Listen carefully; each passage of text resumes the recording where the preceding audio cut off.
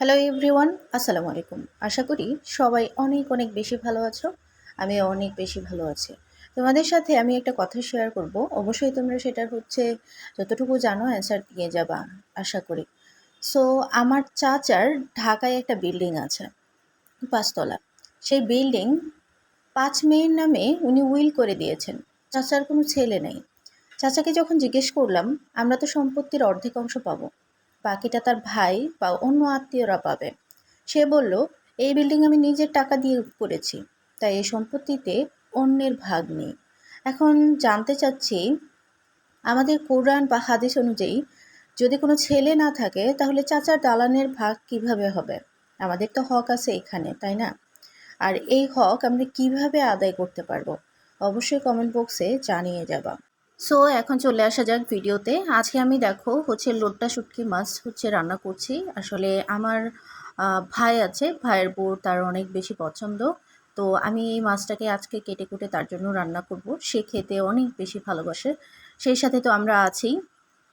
তোমাদের সাথে আরেকটা ঘটনা শেয়ার করি। আসলে পরিবারের সাথে যদি তোমরা সবাই ভালো ব্যবহার করো, অন্যের মেয়েকে স্পেশালি, তাহলে দেখবা তোমাদের সাথেও সে ভালো ব্যবহার করবে।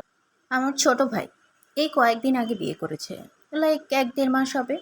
গত মাসে আমি মাকে বলেছিলাম, জামাই আদর হলেও আমাদের সমাজে কখনো কিন্তু বউ আদর হয় না। কিন্তু আমাদের বউকে প্রতি শুক্রবারে স্পেশাল ফিল করাতে হবে, যেন অন্যদের থেকে আমরা আলাদা হই।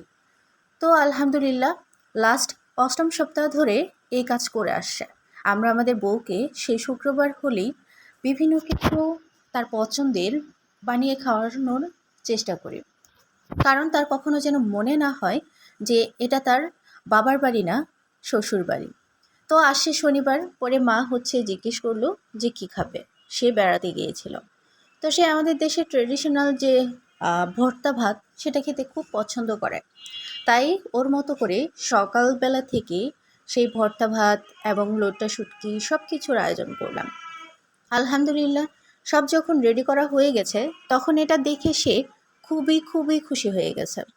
সো আমাদের সমাজের প্রত্যেকেরই উচিত ছেলের বউদের অন্যের মেয়ে হিসেবে চোখে না দেখে নিজের মেয়ে হিসেবে মনে করা।